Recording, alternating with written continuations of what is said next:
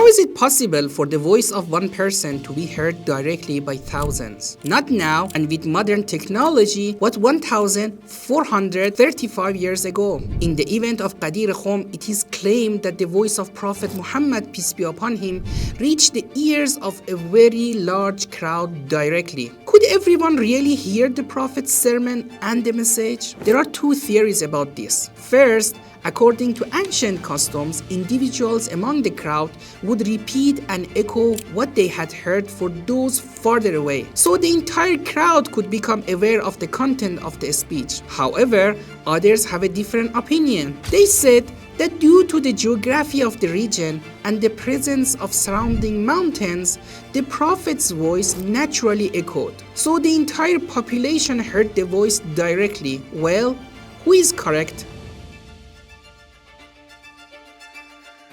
In this video, we use a scientific software called SoundPlan to simulate the acoustics wave propagation in ambient air, aiming to investigate, did the entire Muslim population present at Ghadeer Khumm really hear the Prophet's speech? A question that has always remained unanswered, and now with a scientific and comprehensive study that no one has ever performed, we will provide you with an accurate answer. If you are interested in knowing the answer, then please keep watching. What is Ghadeer Khumm? And why is it so important? Ghadeer Khumm is the name of a location. We have previously identified the precise location of Ghadeer Khumm using historical documents and satellite imageries. We found three main features of that location: the spring, the pond, and the mosque. I recommend watching this video inside our channel to get to know more about the geography of Ghadeer Khumm. It was at this sacred place that the Holy Prophet of Islam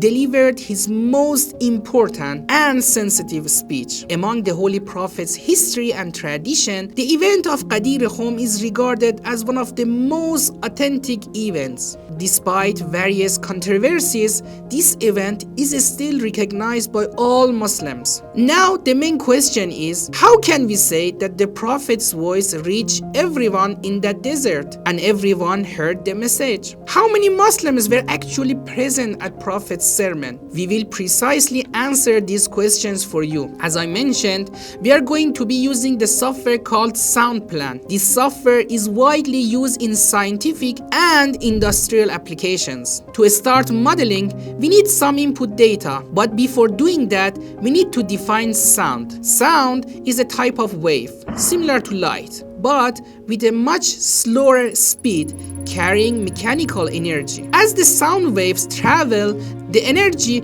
or the intensity of sound measured in decibels decreases. These sound waves, upon reaching the human ear, transfer their mechanical energy and ultimately result in the hearing phenomenon. The higher the sound intensity, the louder the sound is heard. Now that we understand sound, let's examine the input data for the SoundPlan model one by one. First, the topography of the region, or the elevations map of the Ghadeer Khumm's region, where mountains, hills, plains, all need to be accurately inputted into the SoundPlan software. Sound source location. We precisely position the sound source at the coordinates of the Prophet's pulpit on the day of Ghadeer Khumm, which is the same as the coordinates of the historical mosque of Ghadeer Khumm. The mosque, which was later built by the supporters and the lovers of the Ahlul Bayt on the exact location of the Prophet's pulpit to preserve his memory and signify the revelation present in this sermon. Based on accurate historical accounts, the Prophet stood on a pulpit that had a height matching his own height. Therefore, we consider the height of the sound source to be 3.5 meters above the ground. The sound source is modeled as a point on the map that continuously emits sound waves with a constant intensity. Sound intensity. Who knows what the intensity of the Prophet's sound wave was? The SoundPlan's library considers the value of 70 decibels for the sound intensity of a human, which is slightly louder than a normal speech, but not at the level of shouting. This sound intensity would be consistent with a public speech or a sermon. Other parameters. For other parameters, such as geology and meteorology, we input the appropriate values of the region.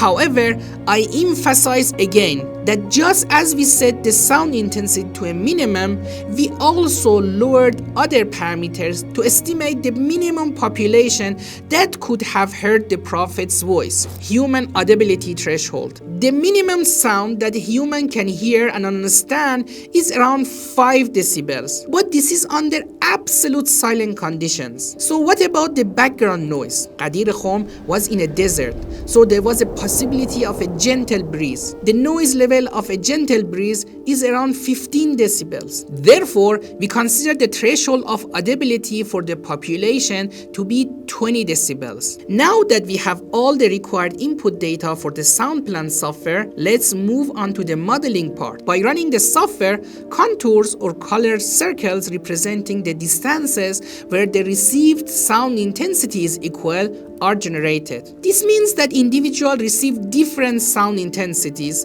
based on their distances from the Holy Prophet. So naturally, people closer experienced a higher sound intensity, while those farther away experienced a lower sound intensity. The sound intensity is 70 decibels at source, and as it propagates through the air, it decreases. After traveling to distance of 150 meters, it reaches 20 decibels, which is the human's audibility threshold. This number, 150 meters, is important because it indicates that everyone within this distance heard the Prophet's voice directly and clearly. Remember, we took the parameters in the worst case conditions, so in reality the Prophet's voice could have reached to greater distance. However, this 150 meters is the least distance that the Prophet's voice could have been heard. On the day of Ghadeer Khumm at noon, after performing the noon prayers, everyone gathered densely to hear the Prophet's important sermon. Assuming that they sat comfortably close to each other, occupying an area of 1 square meter each. The total area covered would be 23,561 square meters when considering a third of a circular area with an angle of 120 degrees in front of the Prophet within a radius of 150 meters. By dividing these two numbers, the result is this. The Prophet's voice could have been easily heard by a minimum of 23,000 people. But what was the actual population there? This is the question that scholars have not come to a consensus on until today. Because in ancient times, precise counting methods did not exist, and the historical narrators estimated the population of people based on their own guesses. But for the conclusion of this video, we need an accurate estimate of the population. Historical references have mentioned a wide range from 1,300 to a maximum of 120,000 people present at Ghadeer Khumm. In religious circles, the largest number for the population, which is 120,000, is commonly mentioned, which is quite exaggerated. Because firstly, the narrator is not from the Shia sect. Secondly, even those who still believe in the theory of tens of thousands present at Ghadeer Khumm consider the maximum logical number to be at most around 70,000. It is interesting to note that in ancient historical resources dating all the way back to the first 5 centuries after Ghadeer Khumm's event, the maximum populations present at Ghadeer Khumm is mentioned to be 17,000 people. Additionally, the commentary of Quran by Ayyashi, one of the oldest Shia narrators, provides accounts for both 10,000 and 12,000 people present at Ghadeer Khumm. Therefore, we consider the number 17,000 to be a logical estimate for the people present at Ghadeer Khumm. Also, the larger numbers like 70,000 can be assumed to represent the total population of pilgrims participating in the Hajjatul Wada in Mecca. Hence, the population estimate of 17,000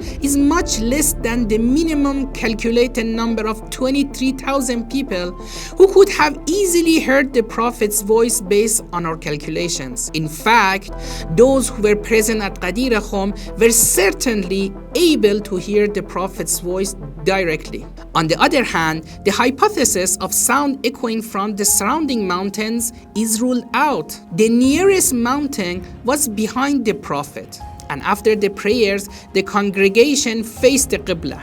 When the Prophet stood to address the crowd, he was facing away from the mountains behind him. Moreover, the mountains in front of the Prophet were approximately 900 meters away, making it impossible for the Prophet's voice to travel this long distance and still have sufficient energy for an echo. Even if the sermon of the Prophet was delivered by just one person, it holds weight for us until today because it's a divine revelation. In this regard, Allah the Almighty states in the Quran describing the Holy Prophet of Islam, وَمَا يَنْتِقُ عَنِ الْهَوَىٰ إِنْ هُوَ إِلَّا وَحْيٌ يُوحَىٰ. Nor does he speak of desire.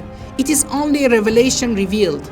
However, we proved in this video that undoubtedly thousands of people directly heard the Prophet's message. But unfortunately, their silence prevented the fulfillment of the divine command of Allah. The results of this research can also be applicable to other historical contexts. For instance, it sheds light on how over 20,000 people heard and recorded the hadith of golden chain from Imam Reza alayhi salam in Nayshabur. I hope you enjoyed this video. If you are interested in historical contents, especially the history of Ahlul Bayt, make sure to follow our website and YouTube channel. Thank you for watching. Take care.